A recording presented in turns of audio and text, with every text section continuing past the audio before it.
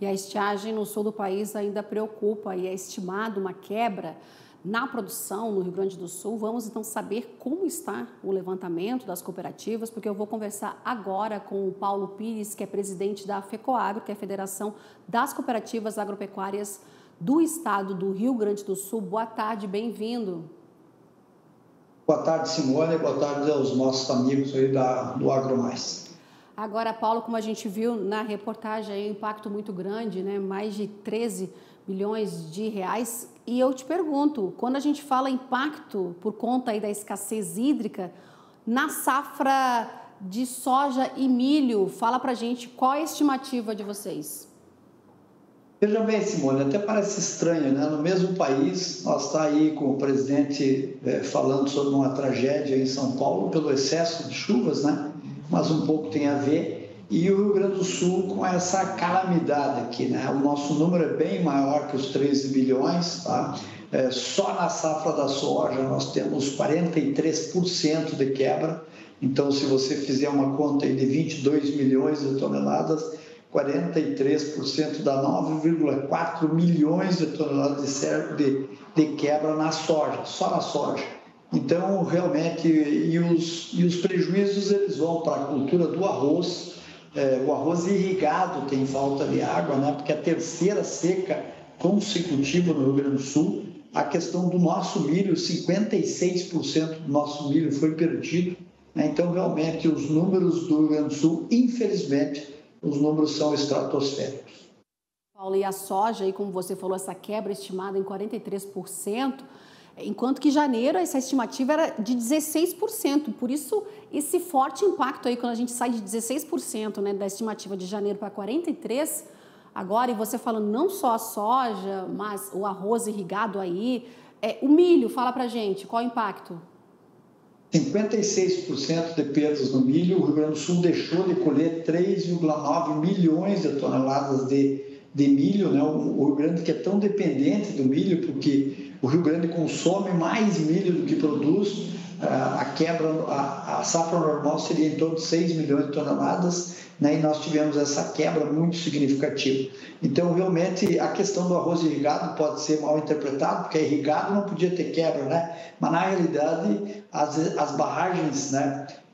Elas secaram, as barragens não têm reposição há 3 anos, então muitos produtores tiveram que abandonar parte das suas lavouras, né? Então, realmente é uma quebra impressionante, né? E o ano passado nós já tivemos essa situação aqui. O governador Eduardo Leite tomou medidas no sentido de perdoar, vamos dizer, troca-troca de semente feito pelo governo do estado. Agora, realmente, Simone, é necessário uma política pública de socorro ao Rio Grande do Sul no intuito não de nada dado, de nada de fundo perdido, não, mas na condição do Rio Grande do Sul, que é um grande celeiro, né, um grande produtor agrícola, dele continuar com a sua produção. Isso é extremamente necessário. Aproveitando aí que você citou aí em relação às ações que o governo do estado aí falou essa semana, Eduardo Leite também anunciou, não é, Paulo, recursos para a construção de cisternas, anistia aí, como você falou, no programa Troca-Troca de Sementes. E você acredita que quando a gente fala nessa construção de cisternas, esse é o ponto principal neste momento, quando a gente fala armazenamento, e lá na frente, se pensar em relação a quando a gente fala na irrigação? Eu diria que nós temos 2 enfoques aí, né? O primeiro enfoque que é a questão da estrutura pública, né? Ele é muito mais ligado aos prefeitos, então, por exemplo, é cisterna, é poço artesiano para pequenos produtores, para os animais tomarem água e até a propriedade ter água para consumo humano, né? E consumo dos seus animais. Nós temos essas questões emergenciais aqui que o governo do Rio Grande do Sul anunciou, mas nós temos um problema muito sério no Rio Grande do Sul, que o governador Eduardo Leite, inclusive, quer ser, vamos dizer, o líder da nossa luta, né, que é a questão da reservação de água para irrigação.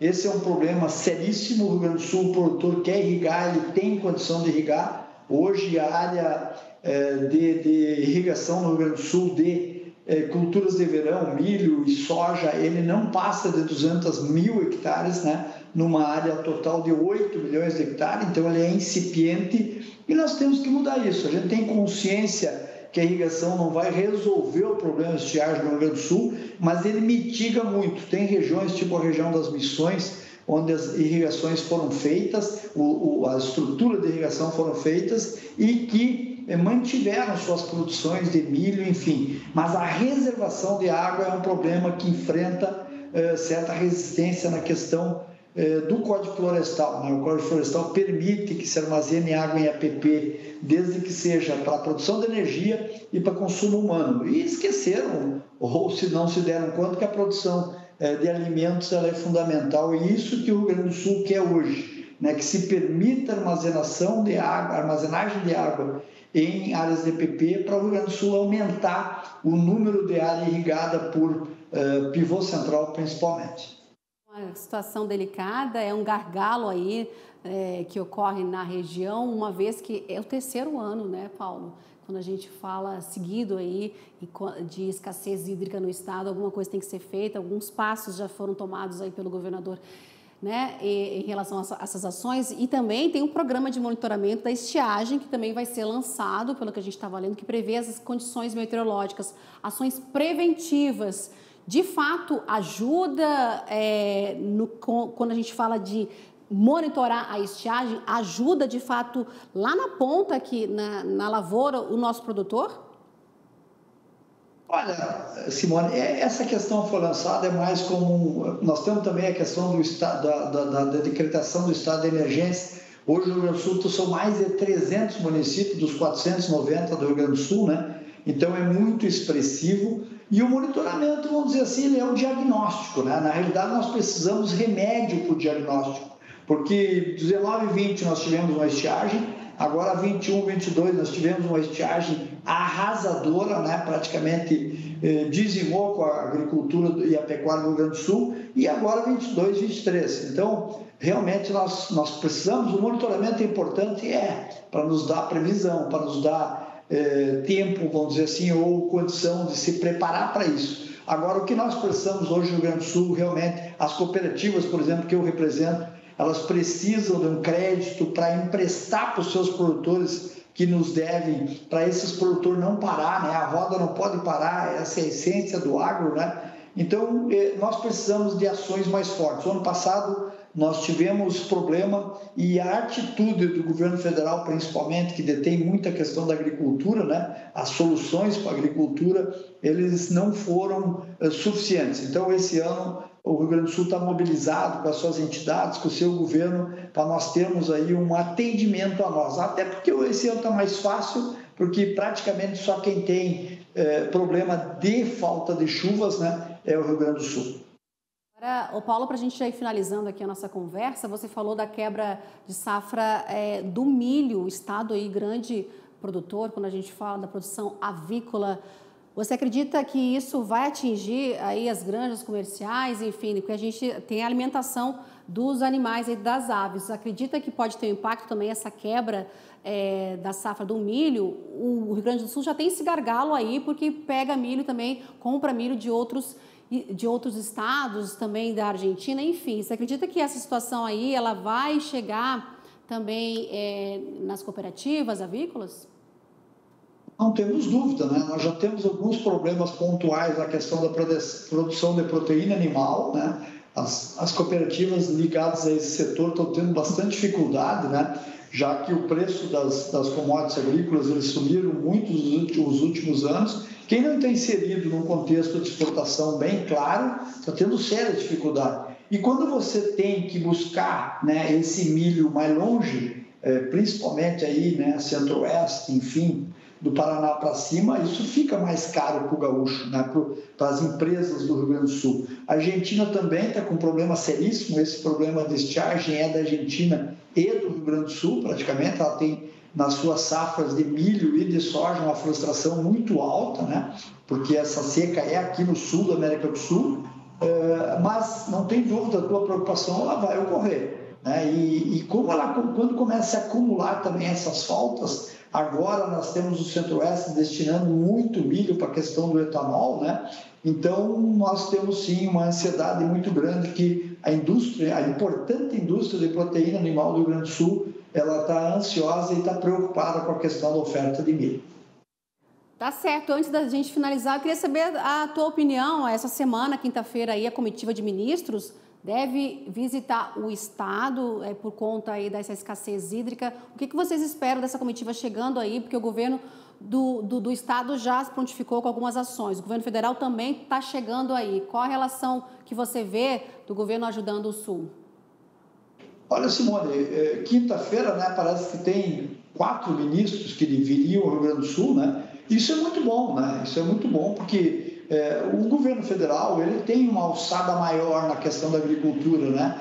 Nós precisamos estar no Manual do Crédito Rural, o produtor do Rio Grande do Sul precisa da prorrogação dos seus vencimentos de compromissos para esse ano. Ele não tem safra, se ele não tem safra, ele não tem condição de pagar. E o cooperativismo, ele que financia boa parte da produção do Rio Grande, principalmente para pequenos produtores, ele também precisa de uma política agrícola, principalmente que saia do Banco Central, né, no sentido de que exista um crédito, né, um crédito que não pode ser tão alto, ele tem que ser praticamente o preço de um crédito de investimento, para que o produtor não pare. Ou seja, o produtor de leite, por exemplo, agora tem previsão de chuva aí a partir de dia 23, depois do início de março, esse produtor tem que estar preparado, tem que estar com recurso para ele plantar alguma cultura já, algum pasto, alguma forma de alimentar seus animais. Então, por isso que a gente está, de certa forma, até ansioso para a vinda desses representantes do governo federal para que socorram o Rio Grande. Eu acho que, nesses momentos, a atividade precisa de uma política pública de socorro, de incentivo, para que se passe esse momento desagradável. Tá certo, Paulo. Eu queria muito agradecer a tua participação hoje aqui com a gente no Agronotícias. Obrigada por essa segunda-feira de carnaval. Você ter a gentileza de estar conversando com a gente. Eu conversei então com o Paulo Pires, que é presidente da Federação das Cooperativas Agropecuárias do Estado do Rio Grande do Sul. Mais uma vez, obrigada, viu, Paulo? Eu que agradeço. Boa tarde a todos.